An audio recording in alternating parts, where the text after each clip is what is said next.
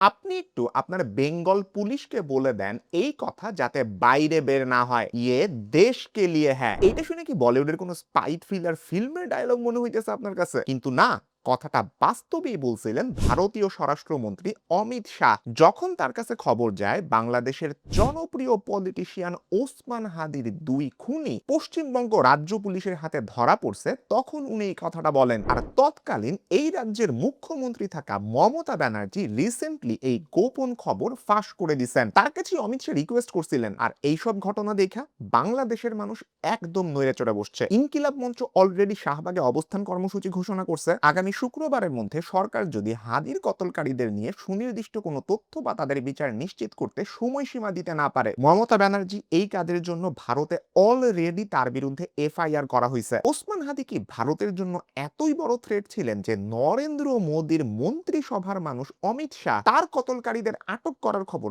বাইরে বের হতে দিতে চান নাই? কি আড়াল করার চেষ্টা ছিল এর পিছনে? এইটা কি একটা বাংলাদেশি ধুরন্ধরের কাহিনী? ধুরন্ধর মুভিতে যেমনটা দেখায়, রণবীর সিং ভারতীয় স্পাই হিসাবে পাকিস্তানে অবস্থান করে। ভারতের জন্য থ্রেট হয়ে উঠতে থাকা কোনো ব্যক্তিকে এর আগেও কি তারা দুনিয়া থেকে সরাই ফেলছে? এই সবগুলো প্রশ্নের উত্তর খোঁজার চেষ্টা করব আজকের এই ভিডিওতে। তো চলেন শুরু করা যাক।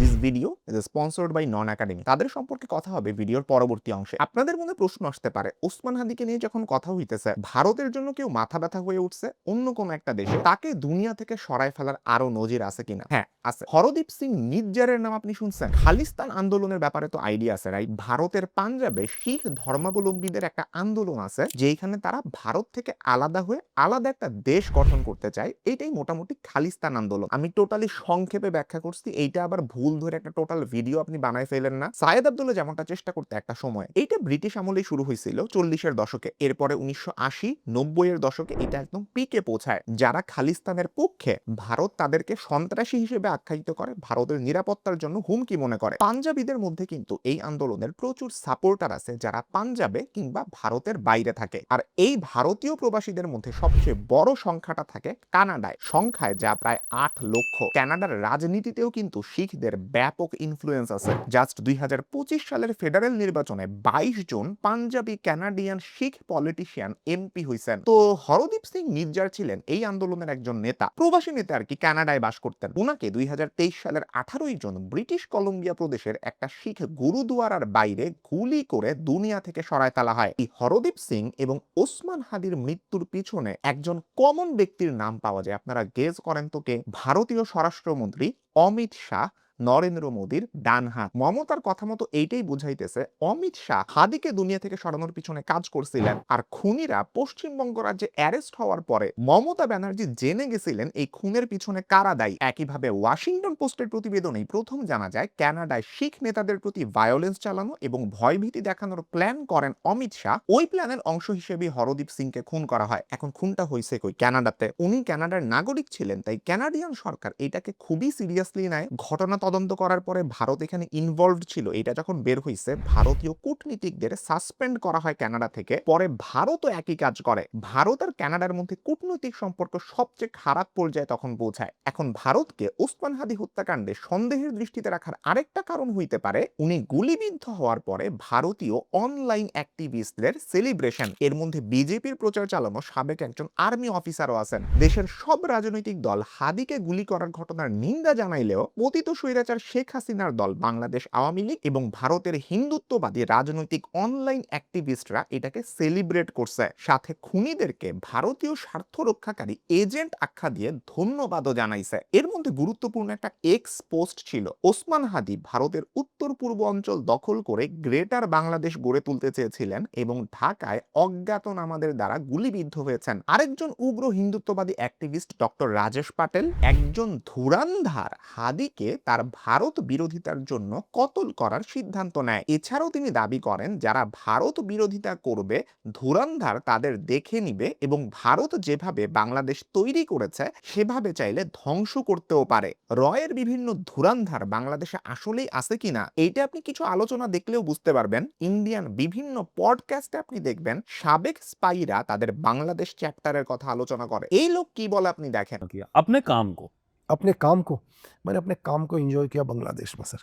ও নাকি নিজের ক্যারিয়ারে সবচেয়ে বেশি মজা পাইছে বাংলাদেশে কাজ করে। আর ফয়সাল যদি আসলেই ভারতীয় একজন ধুরন্ধর হয়ে থাকে, সেটা বাংলাদেশের জনগণের কাছে পরিষ্কার হইলে বাংলাদেশের মানুষের ভারত বিরোধী মনোভাব একদম চরম পর্যায়ে যা পৌঁছাবে। যাই হোক, এত কিছুর মধ্যেও আপনাদের মধ্যে যারা গবেষণায় পরিসংখ্যান বা স্ট্যাটিস্টিক্স ব্যবহার করতে আগ্রহী, ডেটা অ্যানালাইসিস করতে আগ্রহী, একদম স্ক্যাটার্ড কিছু ইউটিউব টিউটোরিয়াল দেখে আপনার হইতেছে না, আপনার থিসিস, ডিসার্টেশন বা রিসার্চ পেপার লিখতে যে আটকে যাইতেছেন স্ট্যাটিস্টিক্স না জানার কারণে, আপনাদের জন্যই নন একাডেমি নিয়ে আসছে research analytics mastery, statistics, SPSS and econometrics course. Research analytics এর পুরো জার্নি হাতে কলমে শেখানো হবে। কোর্সটা কিন্তু পুরোপুরি বাংলায়, বেসিক থেকে অ্যাডভান্সড লেভেল পর্যন্ত এসপিএসএস, আর প্রোগ্রামিং, ইকোনোমেট্রিক্স শিখে নিজের রিসার্চ ডেটা স্বাধীনভাবে অ্যানালাইজ করতে পারবেন। এই কোর্সে আরো শেখানো হবে ইকোনোমেট্রিক্স এর time series and panel data, hypothesis testing, regression analysis, factor analysis এবং এপিএ স্ট্যান্ডার্ডস অনুযায়ী রিসার্চ পেপার রাইটিং। শুধুমাত্র সফটওয়্যার ব্যবহার করা না,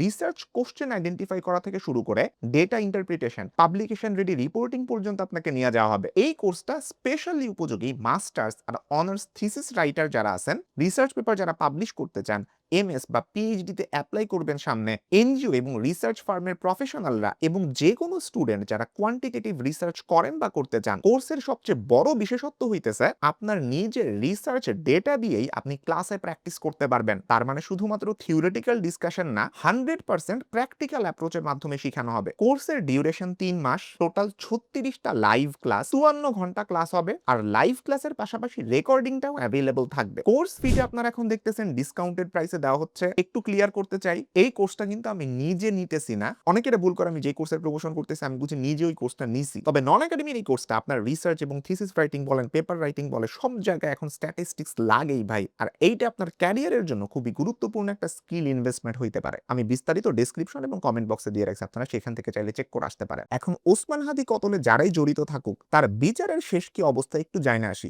আমাদের বাঙালিদের তো গোল্ড ফিশ মেমোরি, নতুন নতুন ঘটনা ঘটলে আমরা পুরান ঘটনা ভুইলা যাই। অলরেডি হাদিকে যে মারা হয়েছে এই ঘটনা অনেকেই ভুইলা যেতে বসছেন। তবে মমতা ব্যানার্জির কারণে একটা বড় টুইস্ট আসছে। আশ্চর্যের একটা বিষয় কি জানেন, এই মামলার অধিকতর তদন্ত প্রতিবেদন দাখিলের তারিখ 14 বার পিছাইছে। সর্বশেষ প্রতিবেদন জমা দেওয়ার তারিখ ছিল 17ই মে। সেই দিনও সিআইডি প্রতিবেদন দাখিল করে নাই। তাই আদালত 7 জুন আবার প্রতিবেদন দাখিলের তারিখ নির্ধারণ করে। যদিও অ্যাজ ইউজুয়াল এইটাও পিছাইছে। বারবার প্রতিবেদন পিছায় এরকম কেস আরেকটা আছে, জানেন কোনটা? যেইটার তদন্ত প্রতিবেদন জমার তারিখ 14 বছরে 126 বার পিছাইছে। বুঝতেই পারতেছেন সাগর রুনি হত্যা মামলার কথা বলতেছি। এই মামলাগুলোর ক্ষেত্রে স্টেট মেকানিজম কেন ফেল করতেছে? বড় কারণ পাবলিক হয়ে গেলে এখানে অনেকের সমস্যা কি হবে? আর এই কারণে কি ঘটনাগুলো ধামাচাপা দেওয়ার চেষ্টা করা হইতেছে? আসামিরা 3 মাস আগে ভারতে ধরা পড়লেও এখনো তাদের কেন বাংলাদেশে আনা যাইতেছে না? প্রশ্ন কিন্তু রয়ে যায়। প্রশ্ন থাকে খুনিরা কিভাবে বাংলাদেশ থেকে ভারতে পালায় গেল সেইটা নিয়েও। ওই দুই খুনি দুপুর 2টা 2:30টার দিকে ওসমান হাদিকে শুট করার পরে মোটরসাইকেল আর গাড়িতে করে ঢাকা থেকে ময়মনসিংহের হালুয়াঘাট পর্যন্ত বিশাল পথ পাড়ি দেয়। কোন সূত্র বলে 10 ঘন্টা, কোন সূত্র বলে 12 ঘন্টা সময় লাগছে। দেশের সব গোয়েন্দা সংস্থা বাহিনী মিলেও তাদেরকে ধরতে পারে নাই।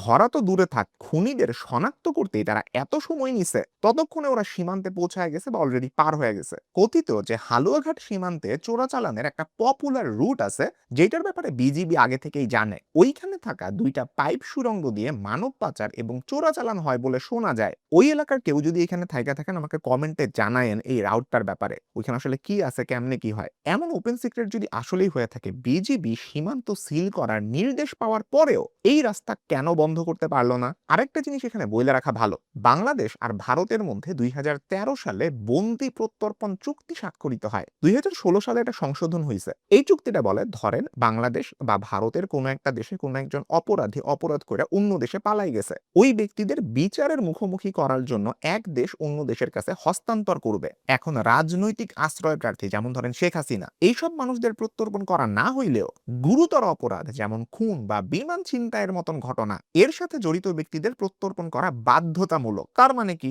পশ্চিমবঙ্গ রাজ্যে হাদির খুনিরা যে ধরা পড়লো তাদেরকে বাংলাদেশে ফিরিয়ে দেওয়ার ব্যাপারে কোনো বাধা নাই, কারণ ওরা বাংলাদেশের নাগরিক, মার্ডারের মতন একটা ক্রাইমের সাথে জড়িত। সিআইডি বলতেছে হাদিকে কতলের মাস্টার মাইন্ড কে সেইটা তারা শনাক্ত করছে, কিন্তু তদন্তের স্বার্থে সেটা প্রকাশ করতেছে না। ভারতের সাথে নাকি ওনারা সব ধরনের যোগাযোগ করতেছেন, পররাষ্ট্রমন্ত্রীও কথা বলছেন, সংশ্লিষ্ট সব ডিপার্টমেন্ট নাকি একসাথে কাজও করতেছে।